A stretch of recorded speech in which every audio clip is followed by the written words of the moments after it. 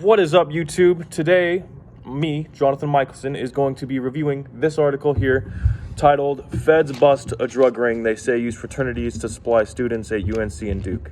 It was written by David K. Lee for NBC News on December 17th, 2020. This article talks about a drug trafficking ring that the feds busted. And this particular ring was comprised of students and non-students at the University of North Carolina, Duke University, and Appalachian University, where they moved thousands of pounds of marijuana and hundreds of kilos of cocaine to students, often with the help of fraternities.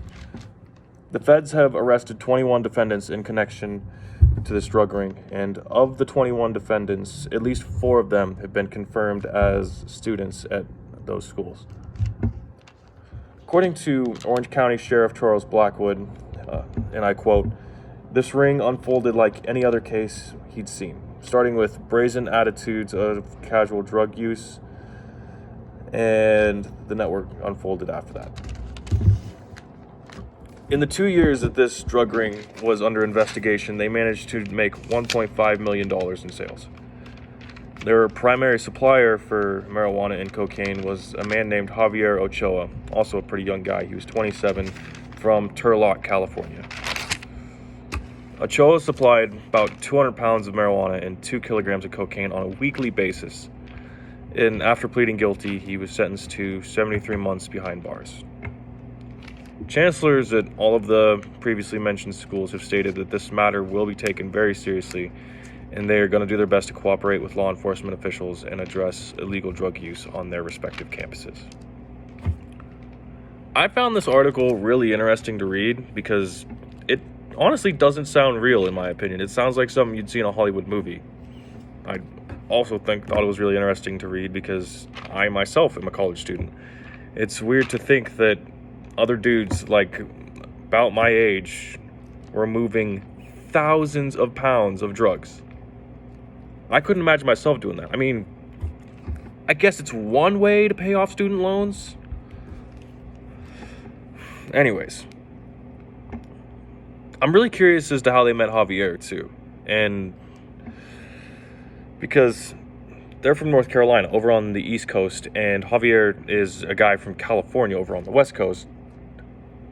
So them meeting has got to be an interesting story, and it also raises the question of just getting the drugs from Cali to North Carolina, because the article states that he was providing them with drugs on a weekly basis. And that's like a 2-3 day drive. So what, was someone just driving back and forth the entire time? I don't know.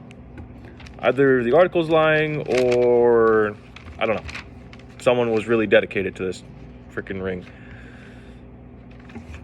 And I also think it's pretty crazy that these kids were able to get away with this for 2 years, at least 2 years, without any school officials catching on.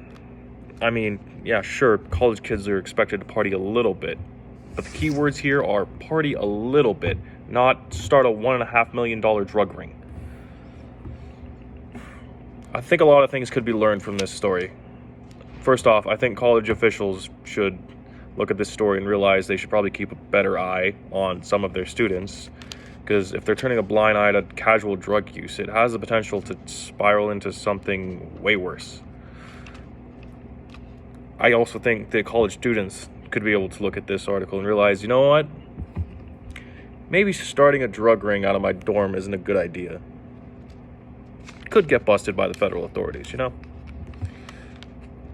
And I definitely want someone from Hollywood to look at this story because I really want to watch a fictionalized version of this. I think it'd be entertaining. But most importantly, as a society, I think we could collectively look at this and learn that anyone could be a drug dealer. Not just like the person you think, but big-time serious drug dealers can come in all shapes and sizes, even young, impressionable college students. This has been my review of the article, Feds Bust Drug Ring They Say Use Fraternities to Supply Students at UNC and Duke. It's been a good time. Later, YouTube.